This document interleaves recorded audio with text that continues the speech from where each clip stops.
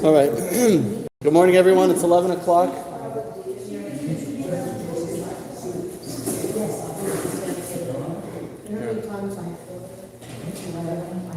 We're going to begin. First of all, thank you, everyone, for joining us. Decisions of Fate, this new 4-week course on Jewish medical ethics. Obviously, in 4 weeks, we can only cover 4 topics.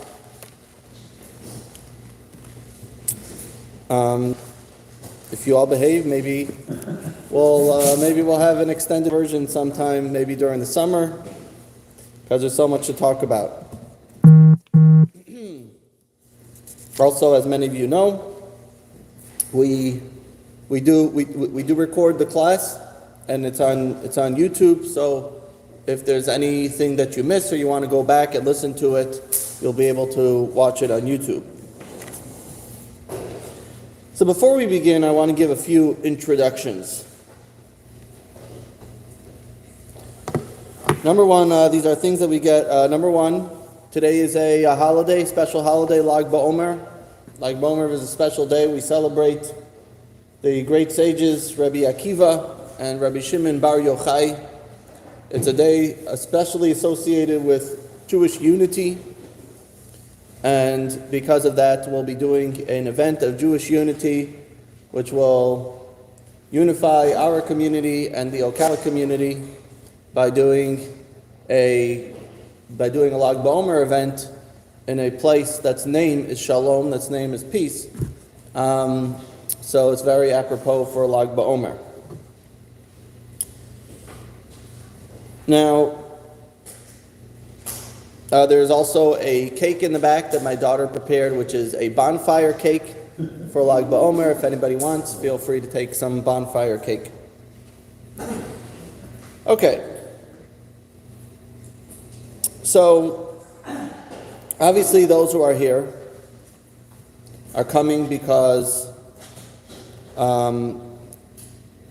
you want to hear the rabbi's opinion on these matters, even though I would say you should really be going to a doctor.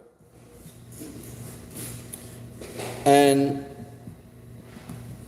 by the way, this is accredited for anybody who needs either continuing medical education or law education. You can get accredited by this course. I'm asked questions many times, and sometimes even by individuals who are in a hospital, in a situation. And the reason that you're calling is because you want to have a non-biased opinion that's not dependent on hospitals or insurance or doctors who are making that decision for you.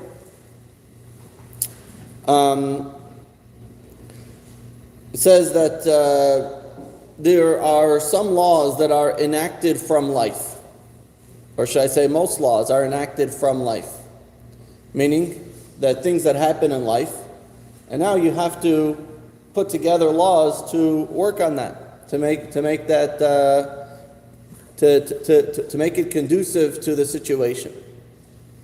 But Torah are not laws that are enacted from life, but they are laws that enact life, that they make life. And this is a very different concept. In other words, Torah is not dependent on the environment around us. Rather, Torah gives us the scenario, and based on that is how we build our life. And everything in life has to be found in Torah, because Torah is a blueprint of the world. And therefore, everything that happens in the world has to be found somewhere in Torah. And so you ask, how can modern day things be found in Torah? Well, sometimes you have to find within Torah how that could translate into modern terms. And the way we do that is by getting to the heart of the issue. In other words, when you talk about certain things, you have to find what is really the issue. There's a lot of talk around it, There's a lot of different discussions that go on. But what is the heart of the issue? What is the actual issue at hand? And when we're able to define what the issue is, then we could, based on that, how do we apply that to our case? And that's essentially what we're going to do over the next few weeks. We're going to take different discussions, and we're going to, based on that, what is the issue? We're going to talk about some topics that may be somewhat controversial. And we'll see how Torah looks at those. And these are things that become very, very relevant. A lot of these things may be even more relevant to those who are sitting here than they are to me that's teaching them. You know, otherwise I could talk about Torah topics and, you know, you may not feel how to exactly translate it into modern day life, but these are things that could be very much relevant to our day-to-day life.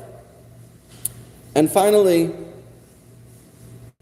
we have to understand that Torah is not dependent on our rights. In this country, or in the Western society as a whole, we typically tend to look at things as rights. What are our rights? In Torah, there's no rights. There's only obligations. Either it's something that you're supposed to do or that you're not supposed to do. How we make decisions is not based on what we have the right to do, but rather what is our obligation to do. And therefore, Torah is not dependent on our feelings. I feel that this is something that's good, or I feel that that's something that's not good. It either is right or it's wrong. It either is something that should be done or not. Not what I feel could or should be. So we're going to take a look. The first lesson is going to focus on something that's become a major issue, especially with the rise of COVID in this country, and that is experimental treatments. Something that's become huge debates, especially over COVID, but in general, as the medical continues to advance, there are many issues that come up with experimental treatments. And I've already had a number of people who have come forth, including some who are here, that have talked about different experimental treatments for different situations that have come up. And we're looking about what is the right approach. So maybe this class can shed a little bit of light on that. But in a good Jewish way, it may also just complicate things more. Next week we're going to talk about extending life. It has to do with DNR and what happens in end-of-life situations. In lesson 3 we're going to talk about the A word. What's the A word? That's right, good. Abortion. And number 4, lesson 4, we're going to talk about afterlife issues, things like organ donation, etc. Okay, so let's jump right into it. The way we're going to do each of these is we're going to refer to a case study. A case is a specific case, which is a specific situation. And of course, this is just to get the discussion going. It's obviously not the only case, because every case is different. And when we get to the heart of the issue, then we could figure out what is the right response in our particular case. So this particular case, as we'll soon see, is with a little child named Rada, a young baby, and she had a medical situation, as we'll see, and her parents were fighting to be allowed to give her an experimental treatment. So let's watch.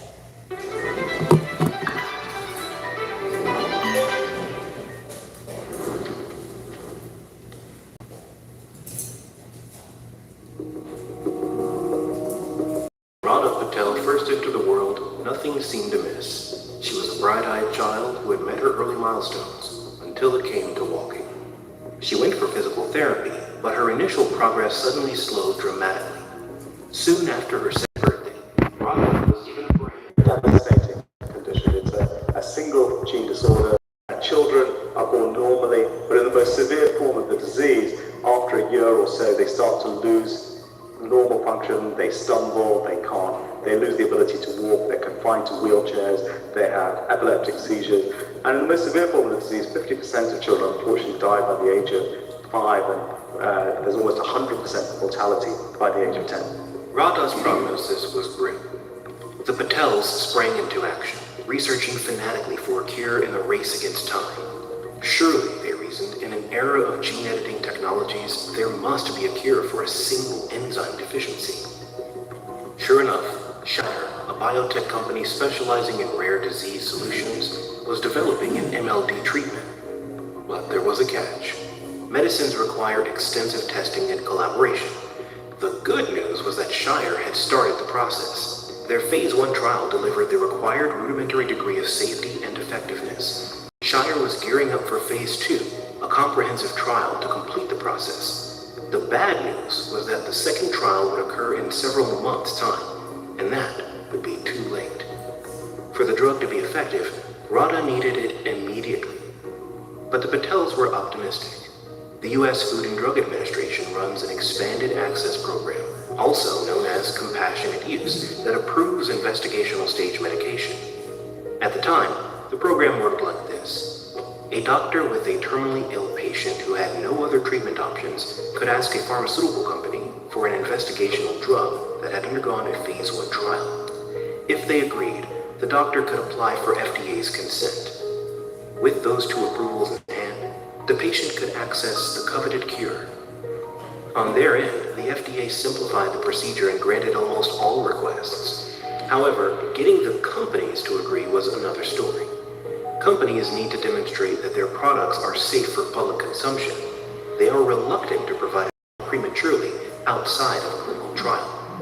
What if the patient suffers injury or death for reasons not directly related to the drug? Will that unfairly torpedo their chance of receiving FDA certification?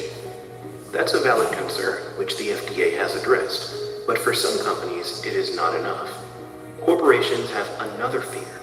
If they freely provide individuals with experimental drugs, they will have a hard time finding candidates to participate in their trials. Put simply, they might save a few lives in the interim, but fail to complete a drug that could save countless future lives. Is that concern valid in a case like ours? Certainly not. If a patient with a fast-moving disease is not treated immediately, they will be unavailable for future trials.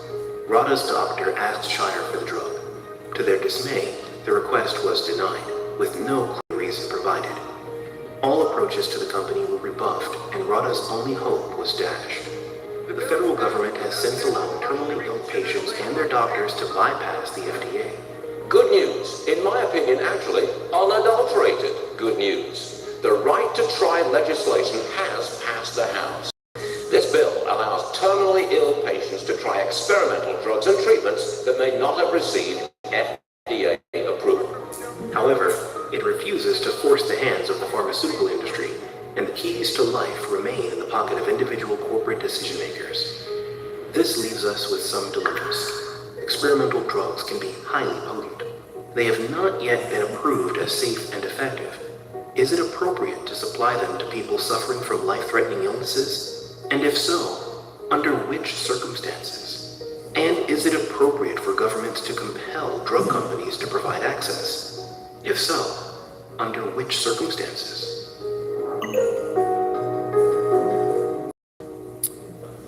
So this is the case study.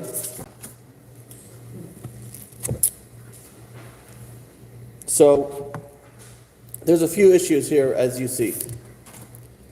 Number one is as far as what we call expanded access or the right to try. Okay?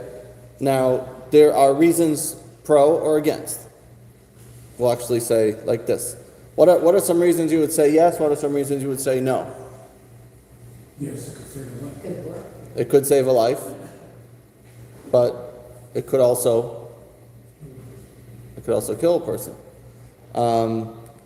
So they could be very dangerous. We don't know what the effects of it is. We don't know what the side effects. They could be ineffective at all. It could bring some unnecessary suffering. It could bring some false hope. But on the other hand, in the U.S., people have the right to make their own choices. As we said, this is not necessarily a Torah view. But as far as the U.S., you could claim that they should have the right to do so. And regulations add bureaucratic red tape.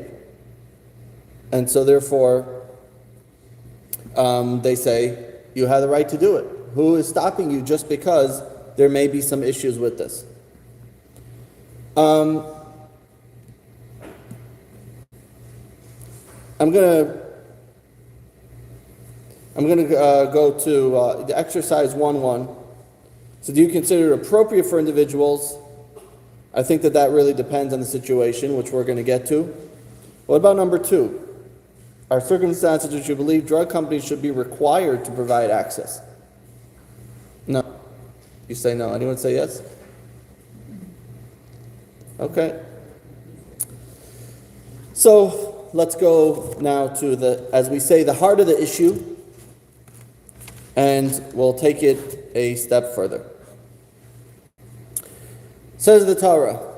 The first question is, in general, the idea of preserving life. Text number 1, on page 8. It is a positive mitzvah to remove any obstacle that might pose a danger to life and to be extremely careful regarding these matters, as it is stated, be cautious and preserve your life. So, we have to do everything that we can to remove any risks and to seek healing through medical treatment. And now there is a difference between bringing harm upon yourself or suffering an illness which was obviously not due to anyone else's fault, not to your own fault in any way. And so you have to avoid danger, but then there's a question of pursuing care. You could say that you're put in this situation, so do we have the right to do whatever we can to take any recourse, or should we just pray to God that the illness goes away? So the truth is that the Torah itself tells us that there is a obligation, not only a right, but an obligation to go to seek medical treatment. Text 2a, in the book of Exodus, if a man quarrel and one strikes the other with a stone or fist, and the victim does not die, but is confined to bed, if the victim subsequently gets up and walks around outside on his staff, the assailant is cleared. He pays only for the victim's involuntary idleness and must provide for his cure. In Hebrew, v'rapo yirapeh, and the doctor shall heal. They translated provide for his cure, which means he has to pay for the medical treatment. But in the Hebrew, v'rapo yirapeh means the doctor shall heal. Says the Talmud, Baba Kama, the school of Rabbi Shmuel taught he must provide for his cure. This informs us that the physicians are granted permission to heal. The Torah says that doctors are given permission or even obligation to heal. And to see, we do not argue God has struck, will the physician then go and heal? We don't say, well, God did it, so let God cure him. No. God wants everything to be in this world. Some of you remember we talked last course a little bit about this. We talked about the Rebbe's advice in medical treatment. We talked about seeking a doctor that's a friend.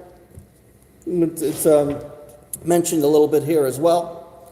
But the idea that there's permission to seek medical treatment, and as you could say, it's even an obligation to seek medical treatment, and we can't just sit back and say, well, God is going to heal.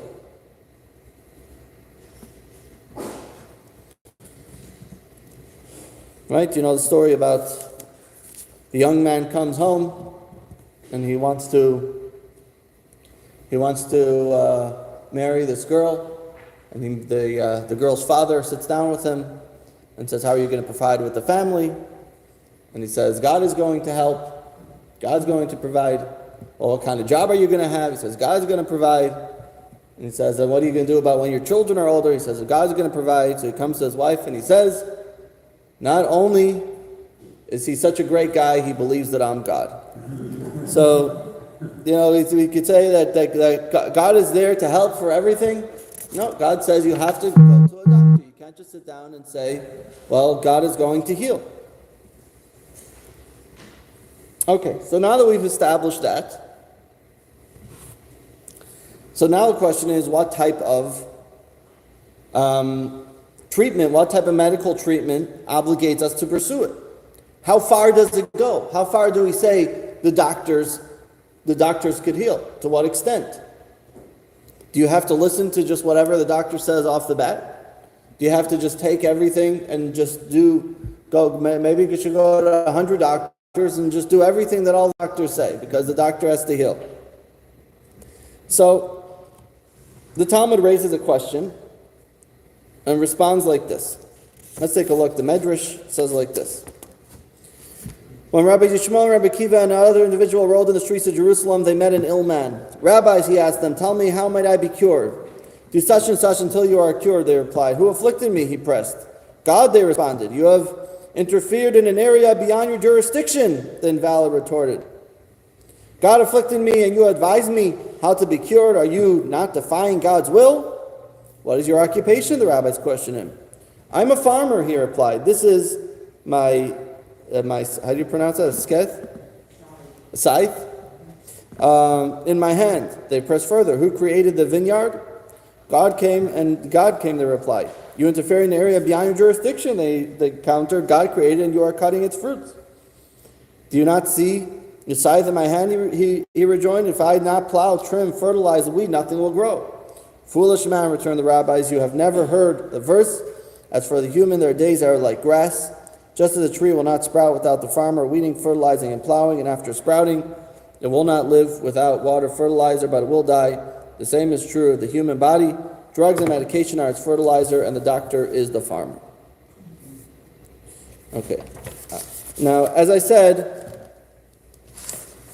it doesn't necessarily mean that you have to just take whatever the doctor says as God's word. On page 38, which I'm not going to read, but just so that you can look at it, we talked about this in last course about what is the proper approach to when it comes to medical treatment, that we have to see both. It's both. Just like when you're plowing and sowing a field, you still have to pray that God gives a blessing, that God gives the rain. Same thing when it comes to medical treatment. We can't only go to a doctor, but we can't only pray. It's a balance of both. The physical and spiritual are a balance of both. But that's not what today's conversation is about. Today's conversation is a little bit more technical. So the question is, based on what we've said, how do we go about the question of interfering with God's plan? If a person is in a certain situation, isn't it inconsistent to claim that medicine is going to interfere with God's plan? On the contrary, if God wanted there to be a partnership for us to live and to live long life, so then we have to, we're sort of like partners with God. We could make changes and we should make changes in this world, and God created in order to improve and live life.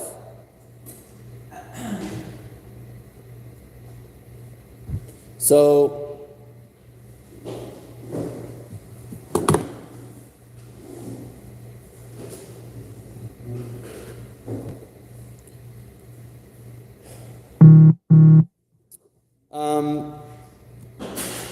therefore, just like we have to eat, we don't just say God is going to just give us, just like we have to feed the poor, we have to plow a field. Medical treatment is the same. Text 4, if a person is hungry and eats food in order to relieve relieve themselves from great discomfort. Would anyone suggest that they have abandoned their trust in God? Only fools would posit such a thing. Rather, just as I thank God when I eat for providing me with something edible that removes my hunger and provides me with life and sustenance, it is similarly appropriate to thank Him for creating the treatment I can use to heal my illness.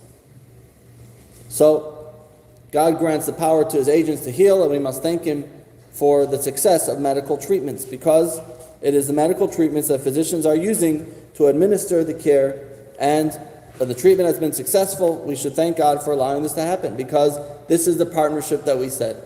It's God's blessing coming through the doctors. They are the tools to heal the sick. So physicians are there as God's agent to do what it is.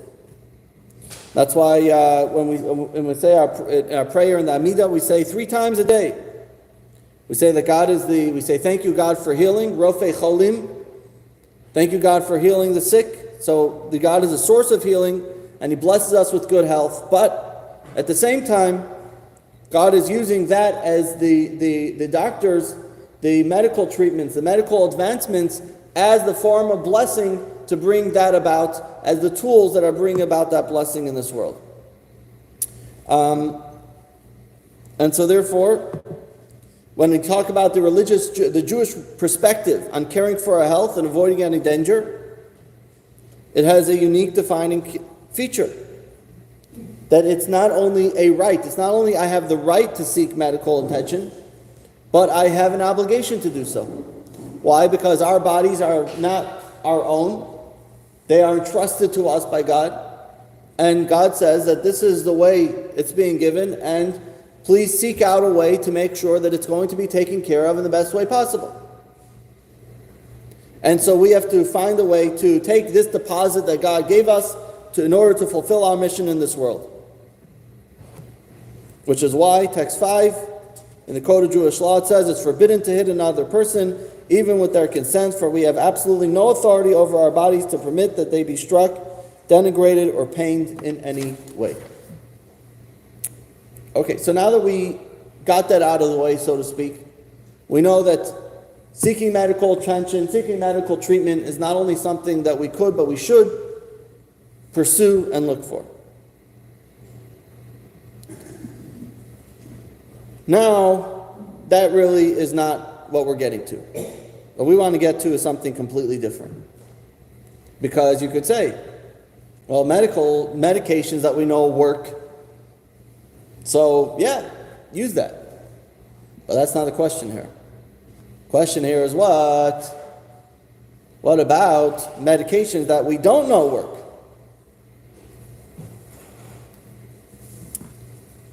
So, for this, we have to look at, in general, there's 2 principles when we talk about protecting our body, protecting our health. One is the idea of avoiding danger, which we talked about, and the other is the idea of pursuing care. Now, in most cases, when you're going to a doctor, these are working hand in hand. You're going to a doctor is doing something to save you, to avoid danger, and pursuing care. But the question is, what's the question? What happens? So when they're on one side of the same coin, then it's good. But what happens if they are causing tension? When the avoiding danger and the pursuing care are actually at tension with one another. That your pursuing care could actually be a way of bringing danger. So then you got a problem. We know that both of these independently we are obligated to do. But what about if they're at odds with each other? So what do you say? What do you say? Which one should you do? Should you focus on this or should you focus on that? Would you want to try to help your loved one? Wouldn't you want to try to help your loved one? Well, what if you're putting them in danger? Maybe you may be putting them in more danger than they are now. You're not going to know until Okay. So therefore try to do something that could make it even worse. But it could make it worse. Agreed, but if you do nothing, you don't. So, did you want to say something? It depends upon the situation. It depends on the situation. You obviously have to. Okay, so good Jewish answer, which of course you're correct. So, to understand this, we're going to introduce a new concept. And as we said, we have to get to the heart of the matter. And this is the heart of the matter. The heart of the matter is that there's two ways to look at life. There's two ways to look at life. One is called Chaye Sha'ah. One is called Chaye Olam. What does this mean? Literally, Chaye Sha'ah means life. Literally, it means short-term life. Short-term life. And the other thing is Chaye Olam, which means long-term life. Now, normally, or should I say in the Western society, they coined a concept, which you should know is not a Jewish concept at all. And it's called quality of life. There's no such thing as quality of life. You say, what's the point? If someone is in a vegetative state, are they in a quality of life? And we're not going to talk about that right now, but just to give you a perspective. According to the Torah, every day that you're alive is because your neshama, your soul, has a purpose for being here. And so, we don't necessarily get to decide what determines our quality. We want to. We like to have a quality where we're out and golfing every day and enjoying life, but that's not necessarily what determines our quality. What determines our quality is our neshama, our soul's life purpose here. And so, the question is, when you talk about Chaye Sha'ah, short-term life, so usually the response is there's nothing to lose. Well, the Jewish perspective says there is something to lose. You have another day on this world, you have another week on this world, you have another year on this world. Who are you to take that away? And then you have Chaye Olam. Chaye Olam literally means eternal life, but in this case we're referring to the longer life. Okay, every moment is precious. No, sorry, I'm getting ahead of myself. So, you take a look at figure 1.1. Chaye Olam, Chaye Sha'ah. Long-term life, short-term life. Okay, remember these two terms because we'll be referring to them. All right, Chaye Olam, which again literally means eternal life, but we're referring to it as long-term life, or Chaye Sha'ah, short-term life. So this idea of we might as well take the risk because we have nothing to lose. Well, who says that? Every moment of life is precious. Could you remove that life that you know you have right now? So, on the Jewish perspective, just to say that it's our own decision and we're going to resolve whether or not we want to do this is not actually the proper Jewish approach. Judaism doesn't accept this argument that there's nothing to lose. Every day is important. We find this concept, for example, when it comes to saving a life. Text 6. If a building collapses on Shabbos, we are unsure whether someone is buried beneath the rubble. We must clear the rubble as a potential rescue attempt, although such activity is generally prohibited on Shabbos. If we indeed discover a living person, even if they are crushed by debris to the extent of being mortally wounded, we nevertheless continue clearing the rubble off the victim to allow them to live a short while longer. In other words, you see this person doesn't have much time to lose. Torah says you are to violate Shabbos because this person may live another 5 minutes. Another 5 minutes. You're to violate Shabbos, as long as it's still alive. So, even in the final moments of life, we have to see every moment as being important. Every moment as being significant. And so, the tremendous gain, of course, if the treatment is successful, how much more so that you can live a full and healthy life. But the question is, what obligation do we have as far as avoiding the risks, seeking to be healthy? What is more important? Are we to focus on the Chaye Olam, on the extended life, or the Chaye Sha'ah, on the life now? Does one override the other? So how do we resolve this dilemma? So as always, these questions have not started now, but they've already started years ago. What do we focus on? Chaye Olam, to avoid Chaye Sha'ah, avoiding risk, or Chaye Olam, to seeking cure? Which obligation do we focus on? So Rabbi Yaakov Reichler, known as the Shavut Yaakov, a great halachic authority. He served in the rabbinical courts in Prague, Worms, Metz, and others. And the Shavut Yaakov are some questions, some responsa that is looked to. He says, I received an inquiry submitted to by an expert doctor regarding a terminally ill patient. The unanimous medical prognosis is that the patient will die within the next couple of days. However, the physician suggests that there is a medicine that might cure him but might cause him to die within a couple of hours of taking it. Is it permitted to administer the medicine? Okay, it's not so simple. My response is that this matter of life and death, which therefore requires exceptionally careful consideration, it is necessary to thoroughly review the relevant passages in the Talmudic and Halachic codes. For one who kills a single individual is considered as if having destroyed an entire world, and conversely, the act of saving a single individual is considered as having sustained the entire world. So he says, these two are at odds with each other.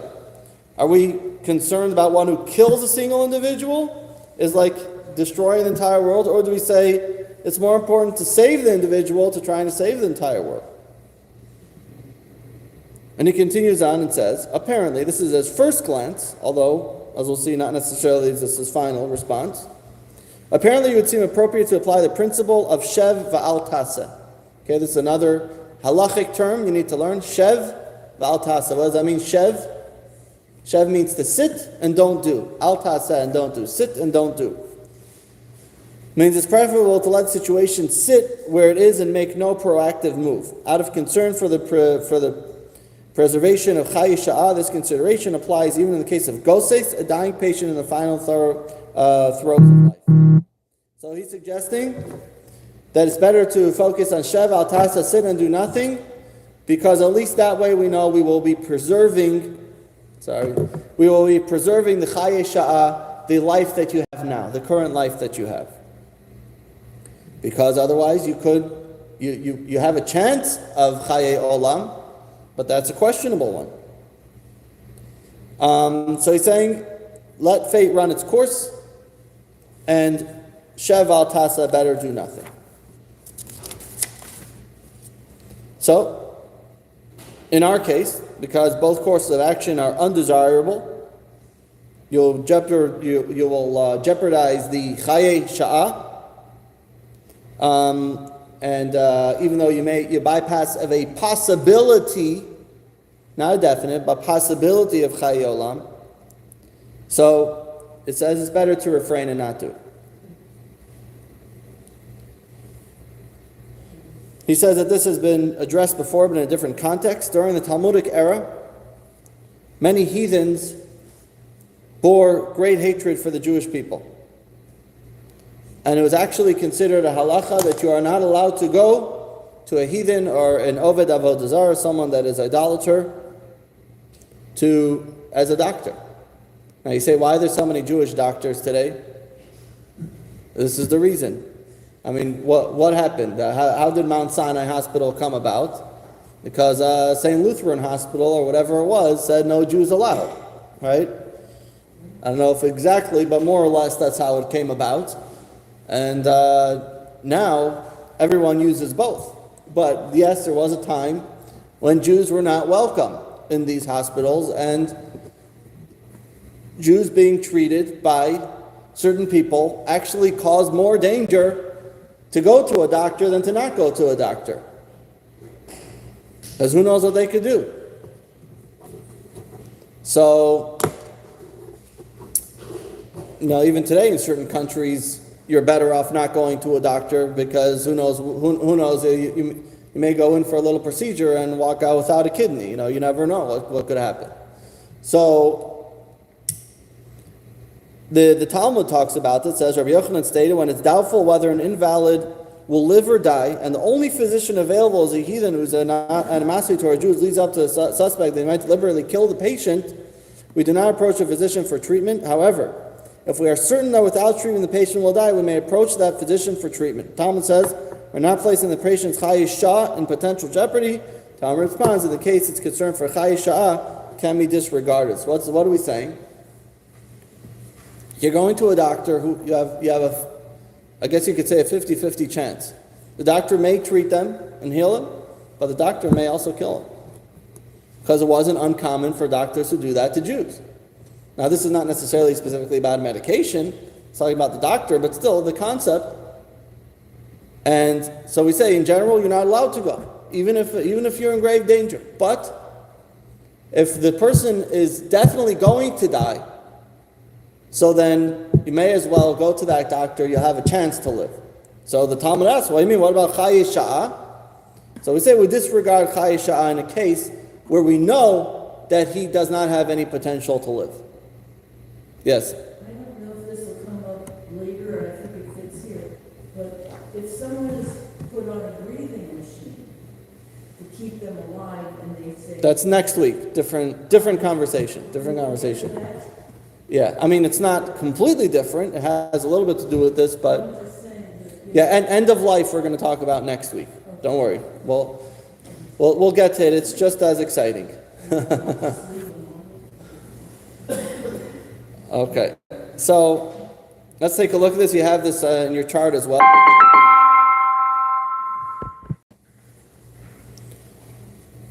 All right, perhaps state of the patient. Perhaps the patient will die if untreated. The patient, perhaps the doctor will kill the patient. So when you have two perhapses, then we say no. Okay? Perhaps the patient will die if untreated. Perhaps the doctor will kill the patient. No. Now, if we say the patient will surely die, and perhaps the doctor will kill the patient, in other words, this is a definite, this is a maybe, then we say, yes, we do go to that.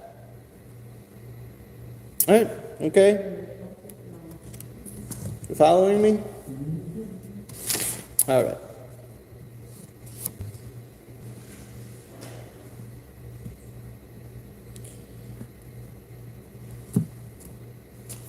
So now, the Talmud actually objects to this, as you see in text 8b. The Talmud asks on this, on what grounds are we permitted to waive the concern for chayi sha'ah? Who actually says that you're able to waive this concept of chayi sha'ah? Who says that? In other words, the Talmud is challenging this that Rabbi Yochanan said. So, the Talmud responds with a story in the book of Malachim and the book of Kings. We actually read this in a Haftarah. I'm not going to read through the whole story. It's printed here. You can read it afterwards. But basically, there was Ben-Hadad, the king of Aram. He laid siege to Samaria, the capital of the kingdom of Israel. By the way, Judea and Samaria was Jewish land, biblically. going back 3,000 years. It's right here. It's in the Torah. It's in King Samaria. Many Jews lived there. Anyway, so there was a great famine. You know, the verse tells us a donkey's head was being sold for 80 silver pieces, and a cow of dove's dung was being sold for 5 silver pieces. In other words, there was such poverty that they were literally selling disgusting things just to survive. And at that time, there were 4 Mitzorayim. There were 4 individuals that had tsaras. Tsaras is a infliction. It's called leprosy. It's not really leprosy. It's a spiritual affliction, and somebody that has tsaras is not allowed to live inside the camp with the rest of the Jewish people. You have to live outside of the community. Anyway, the point is that these 4 stricken tsaras individuals, the famine had hit them, and they needed to survive. Now they knew that this king of Aram was about to lay siege on the people. They knew there's a war about to start, right? So they basically said, let's put this in context. Imagine, even before October 7th, imagine you have 4 people that are told that you have tsaras, you're not allowed to live inside the community. They have to camp outside of the town or whatever. And there's a huge famine, and basically they're hearing that in Gaza is about to start a war with Israel. And they basically say, listen, either way they're going to die, they may as well go into Gaza, they could get something to eat. Maybe, hopefully. Okay, just to put this into context. So that's basically what it was. They knew that this king of Aram was about to wage war on Israel, and they said, we have no choice. Let's go get something to eat. And what happened was a great miracle. They ended up going there, and the town was empty. There was no one there. And they found all this food. They were able to live. They enjoyed. Everything was great. And it was a great miracle that happened. And as I said, you'll read the whole story. It's not for now. So let's go to text number 9. 4 men, stricken with tsaras, lingered outside the city gates. They told each other, why should we sit here until we die of starvation? If we decide to enter the city, we will die there due to the famine in the city. If we stay here, we will also die. So now let us go and defect to the Aramean camp. If they spare us, we will be provided food and remain alive. If they kill us, we are going to die anyway. Okay? So this is the story. Now, as I said, what happened in the end was this great miracle, and they found this food, and they were able to go to their brothers in the land of Israel and tell them, look, there's all this food in the town of Aram, and come feed. And it ended up being a very happy ending. But for our discussion,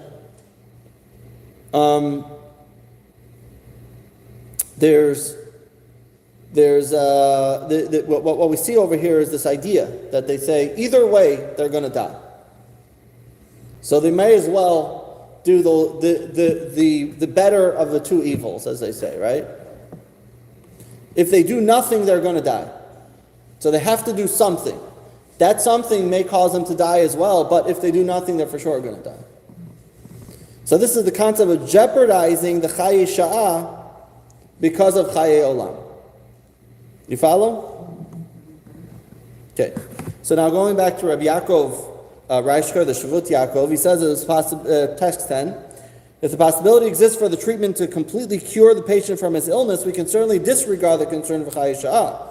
This approach has clear precedence in the aforementioned Talmudic case. Consequently, in your case, since the patient will certainly die without intervention, we ignore the certainty that he will survive on his own for a few more days and seize the chance of fully healing him.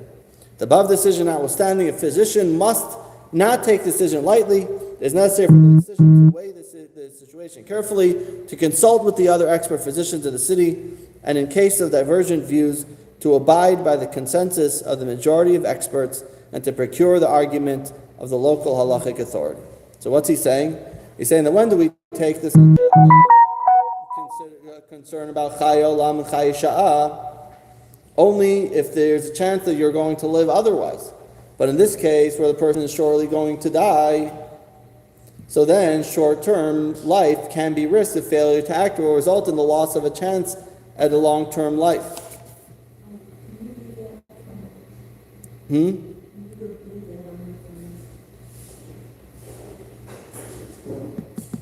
Short-term life can be risked if failure to act will result in the loss of a chance at long-term life.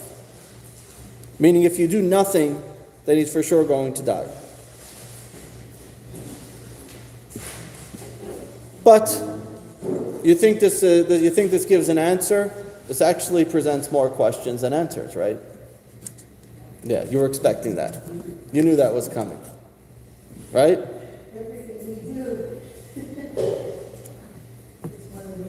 Because this presents a question. What's the question? The question is, well, how exactly do you define short-term life?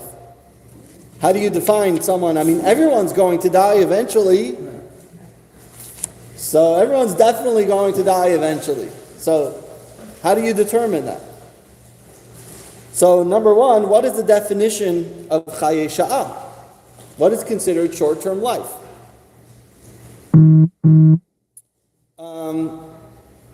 Now it seems that in the case that we just discussed, that it was a patient who was going to die in a day or two if treatment was administered.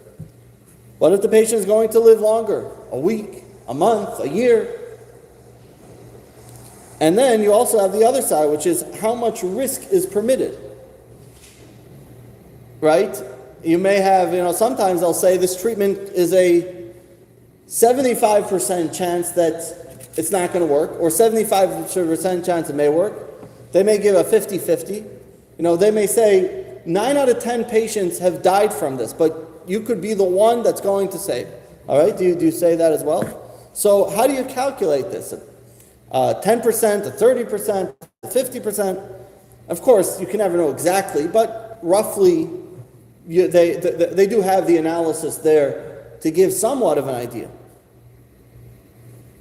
The 4 mitzaras that we read about, they were in dangerous conditions, that they knew that their death is imminent because they had nothing to eat.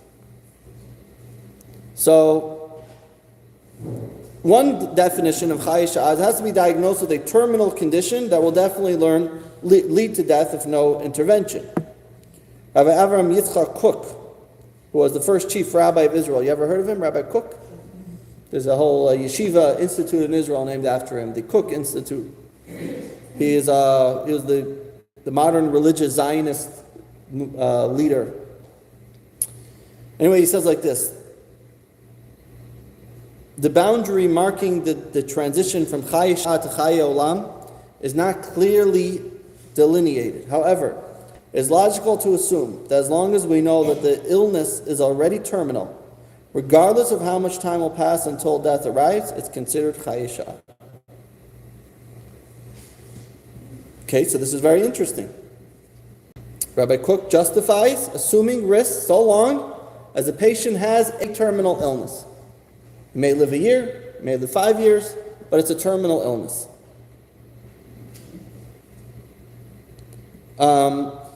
Many rabbinic authorities say that it's only if death is imminent,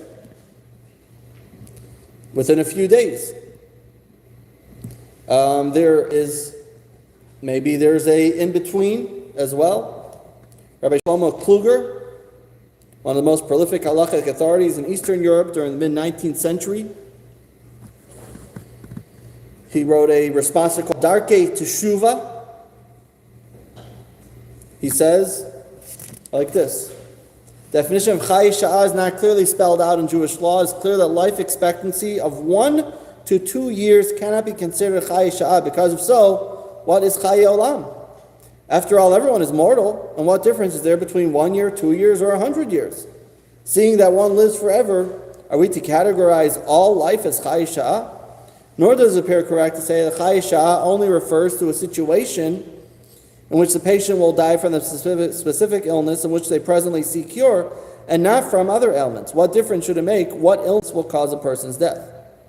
Rather, it would appear that just as a terefa is defined an ill person or animal that will not live more than 12 months. Similarly, anyone whose illness will prevent them from starving for for surviving for more than 12 months has entered the category of Chayei Sha'ah. Conversely, if the illness will cause death only after 12 months, the interval is not considered Chayei Sha'ah but Chayei Olam.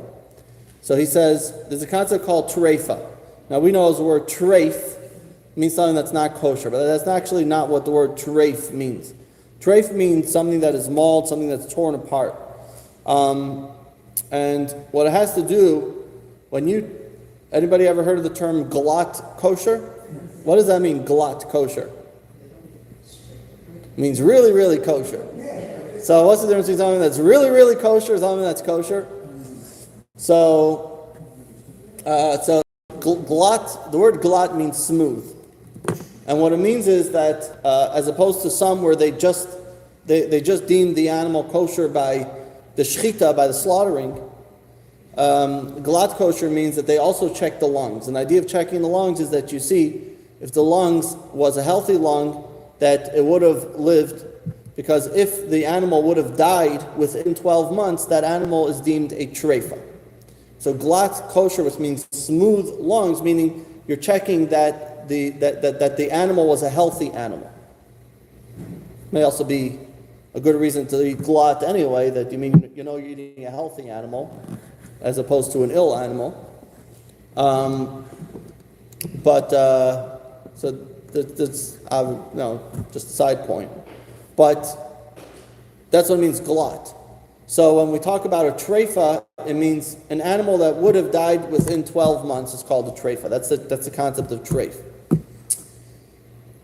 So he's applying that as well, saying that just like we say that an animal that would have died within 12 months is considered a dead animal for practical purposes. So the same thing when it comes to the humans. We say if someone would have lived up to 12 months. So he's quantifying this and saying, how do you quantify Chayei Sha'ah? 12 months. Yeah? So where did you get 12 months? Why didn't he say 6 months? So, 24 months? why didn't he say 100 years? That's right. So that's what I'm saying. So he's learning the concept from the treifa, from an animal, saying just like we look at an animal as being a quote unquote dead animal if it would have died within 12 months. So you look at the same thing with the humans, that it's considered Chayei Sha'ah within 12 months. He's comparing it to that. I'm not saying that you have to accept that, but this is the way that he is quantifying it. In other words, we want to find a place in Jewish law where we're actually quantifying the life expectancy in a certain time range. So that's why he's saying this time range is 12 months. Follow? Okay. Just like we see with regards to meat.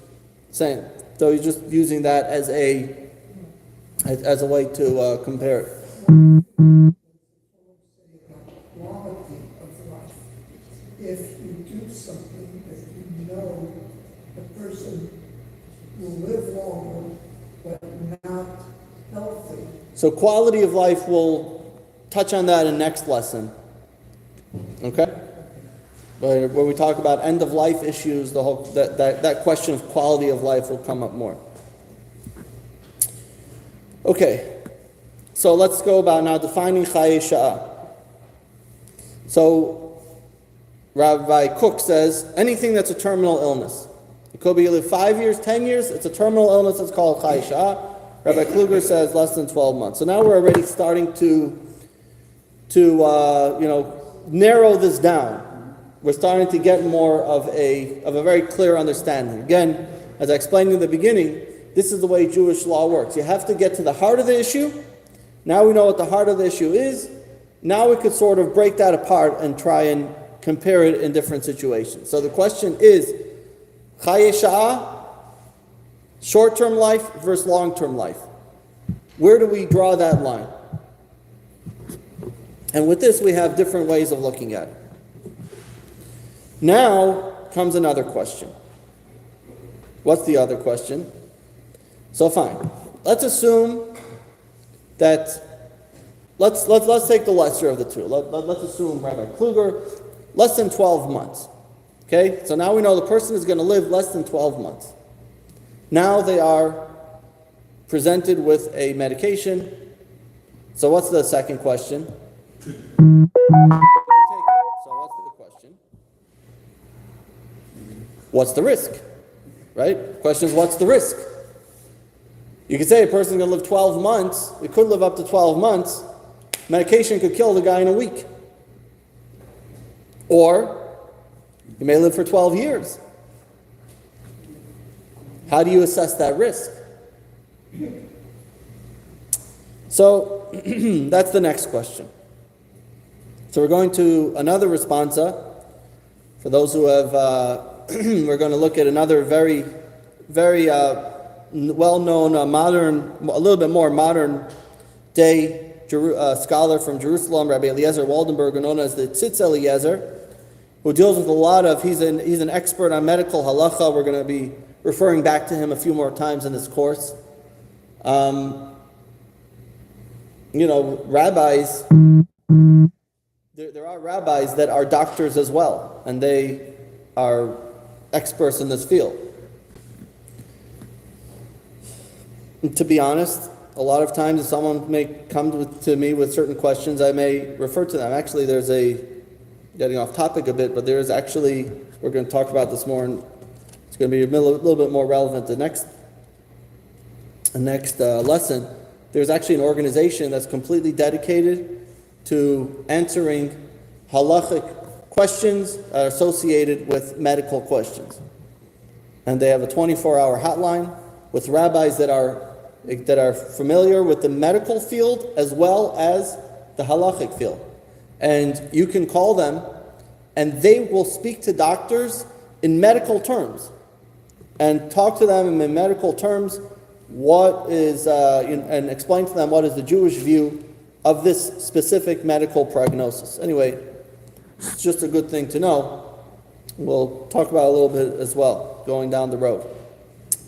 So the Tzitz Eliezer says like this: however, this permission to operate is valid only if the chances of life and death as a result of the surgery are equal, but not if in majority of cases the patient will die as a result of the operation. So he's talking about specifically a question that was brought out about an operation.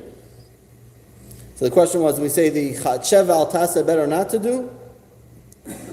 Text 14, Rabbi Chaim Ozer Grzinski Achiezer says, when faced with a case where there is no alternative hope for a patient's survival, we disregard our concern for Chai Sha'ah in exchange for even a remote possibility that the patients will be healed. So we have two extremes here when it comes to risk. Rabbi Grzinski says any risk, all right, any risk, we completely disregard the concern for Chai Sha'ah. The person may die tomorrow, but he may be able to live another 15 years. Do that. Rabbi Waldenberg says no, it has to be a 50% chance. Again, you can never know exactly 50%, but more or less, the doctors could tell you that that this has a 50% chance risk. There are others that try to find the middle ground. Allow treatment as long as there is a reasonable chance of success. Maybe not a 50-50, but there has to be a reasonable chance of success. So now getting back to our case. What about experimental drugs? So some people say that this discussion over here is only where you know the risks. These procedures have been done before. The doctors can tell you 5 out of 10 people survive and live a long life. 5 out of 10 people are not going to survive. So you have that sort of option. But when you're talking about experimental drugs, so then you have a different question. You're taking something that you don't know at all. So some people will say that that's only in a terminally ill patient, like the case of the four Mitzarim, where they knew where they knew that there was a cure, so to speak. They knew there was going to be food there, but they had no idea whether they're going to survive to make it there, because they could have been easily killed. Going to the case of the Radha case, it was not known whether the drug can cure her illness at all. There was really, right? It was simply a shot in the dark as to whether or not it's going to do anything. So, Rabbi Auerbach, text 15, says, in the case of a seriously ill patient for whom the physicians see no hope of survival, using standard drugs is similar to a case of a last recourse surgery, which is permitted even. Sorry, I did not read this properly. The physicians see no hope of survival using standard drugs is similar to a case of last call surgery, which is permitted even though there is risk that the patient will die immediately as a result, as if we're permitted to use an unproven drug in this case. So he would, Rabbi Auerbach would, also a modern day halachic expert in medical halacha and many other fields as well. He was considered the halachic authority of the 20th century. Rabbi Auerbach, not the, but one of the main ones. So he says, So he says that we could follow Rabbi Grzinski, any risk, even for experimental treatments. If you know this person is going to die, you could use it even for experimental treatments. Does that mean when it says you're permitted to do it in trying to preserve the life, does that mean you're required to take that? Good question. Hold that for a minute, but that's a very good question. Does that mean that you're required? Because we talked about Jewish law is about obligations. So, according to this view, we must still address the risk assessment. Some halachic authorities only allow risky treatments as there's a 50-50 chance of cure. But because you're not able to have that assumption, so therefore they may be more hesitant to permit an experimental treatment. However, as we said, there is those that say that for any risk, you're allowed to do it. So we have this sort of different ways to weigh this out. Right, you take a look at 1.3. So with the risky healing, let's go back for a second. With the risky healing, as well, we said, some people say a risk of 50% or lower, right, based on Rabbi Chaim, based on the Tzitz Eliezer of Yehuda Waldenberg. Rabbi Chaim Ozer Grzinski says any risk. So if you hold any risk, then that would seemingly work for experimental treatments as well. So we would probably make this more complicating than, yeah? Now it's more complicated. So, yeah. So if you put 20 rabbis with experience, you get 20 different opinions, there's no really rabbinic law about this. It's a matter of which rabbi you feel like, oh. This is probably true. A lot of it would depend on which rabbi you ask. That's true. But what we're doing is going through the process that a rabbi would go through to come to that assumption. Now, let's assume, for discussion's sake, let's assume that with our case study, we'll talk about our case study. Let's assume Radha's, I don't know how to pronounce her last name, Radha Rangarajan, whatever, I guess Rangarajan, I guess she must be Indian or whatever. So she comes to you, and you're her rabbi. She says, Rabbi, what should I do? What would you say, based on everything that we know? She has somewhat of a terminally ill. Okay, how terminally ill is she? She could die within 5 years. In 5 years? Okay. Right, okay. So this may help her walk. She's not immediately going to die. Right, that seems pretty clear from the story. The drug, the treatment is not even in stage 2. So, we really don't know anything about this drug. So we don't even know how to assess it.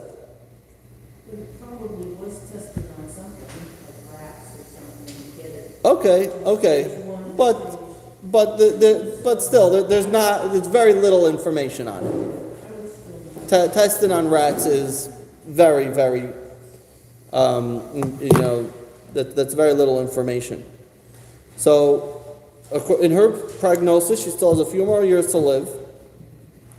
She may live in a vegetative-like state, which, as we'll talk next week, not necessarily does the Torah consider that as a defining factor. Bring it back to the Torah. The Torah says our obligation is to take care of our bodies. So our obligation is essential children. But this treatment could also take her life. But you err on living like that. Isn't that the whole view of Judaism? You err on living and not How to dying. live is what's important. Right. Our life is important. Right. So what are you suggesting? You go and experiment with drugs. Look at the experiment. Again, the drug may kill her tomorrow, and she has 5 years to live. That's the issue. So She has 5 years to live. In 5 years, will that Shire, this drug company, have okay, that's another question.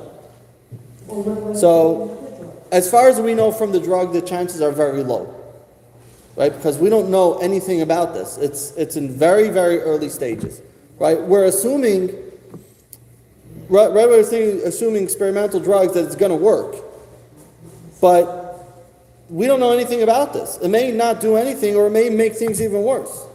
So you have to put that into perspective. So, again, we have Chaya Shah. We said terminal illness.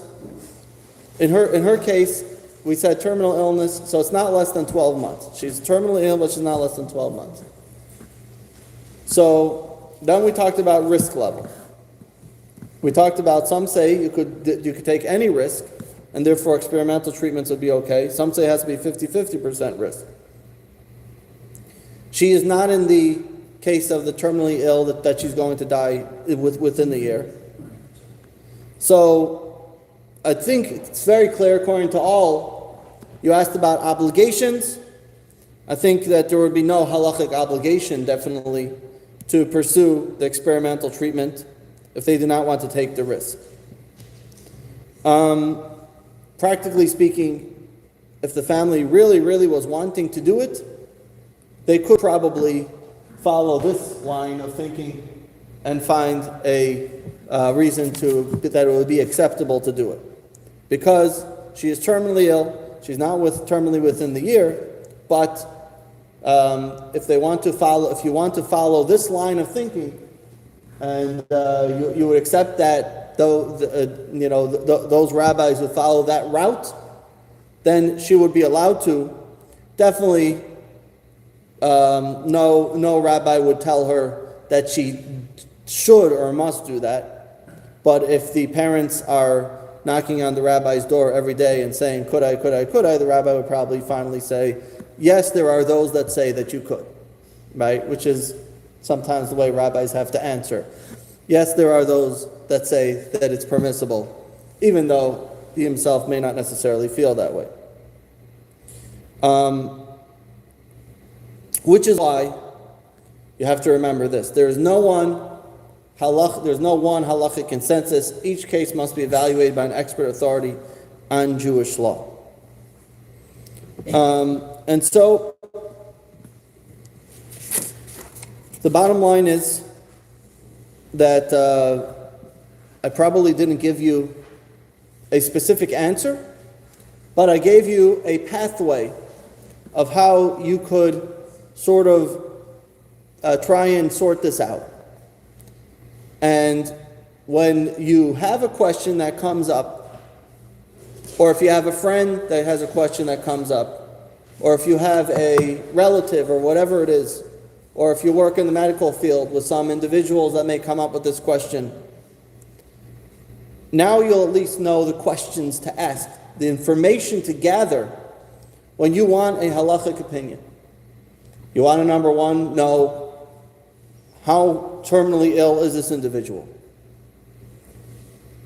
What is the levels of risk with this treatment?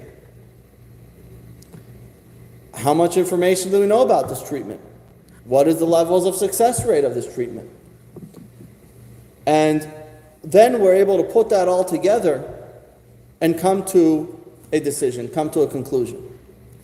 But it's important to understand that when a rabbi is telling you something, assuming that it's a rabbi that knows what he's talking about, and admittedly, if such a question is brought to me, I would probably refer it to a rabbi that actually studies this for a living.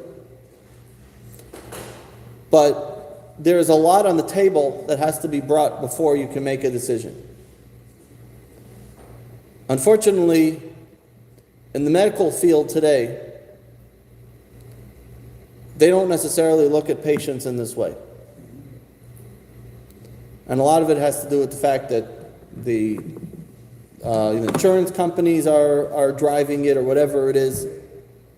But we have to, the drug companies or whatever it is, and therefore they want to make this sort of blanket statement that this works for everyone, this works for every situation. Which is why, as you take a look in page 38, you have to go to a doctor that knows you. You have to go to a doctor that's a friend. You have to go to a doctor that understands the situation, that's able to assess the situation, and is able to tell you this is what is the right thing in this particular case. And now, you have questions for a doctor. Ask these questions. Doctor, has there been studies on this medication? What is the assessed outcome of these studies? What can the side effects be expected? What type of patients is this used on? So now at least we have the tools of how to properly assess it from a Jewish point of view, from a halachic point of view, of how to assess that question. And not simply say, well, the doctors say there's a small risk, you might as well just go do it. Think about how many people go to surgeries that are unnecessary today. And, sometimes you go to a second opinion, and that second opinion tells you something completely different because the doctor that you went to is a doctor. It's nothing against doctors. I have, thank God, very good doctors. My father's a doctor. My brother is a doctor. We have a wonderful doctor in this community. But some people have motivation for certain reasons, whatever that reason may be. So that's why you always have to have different opinions, and you always have to go to a doctor that's a friend and is giving you an honest opinion, and you have to be able to assess the situation. Next week we're going to Lesson 1. Experimental treatments. 1. Jewish law considers preserving our health a religious obligation. We are commanded to avoid danger and to seek healing when we are ill. 2. In Jewish thought, seeking medical treatment is fully compatible with faith in God. God created cures for illnesses and expects us to develop and utilize them because He is sustaining human life. At the same time, we should remain cognizant that the efficacy of any treatment ultimately depends on God's will and pray for His assistance. 3. Jewish law discusses two forms of life: short-term, chayim,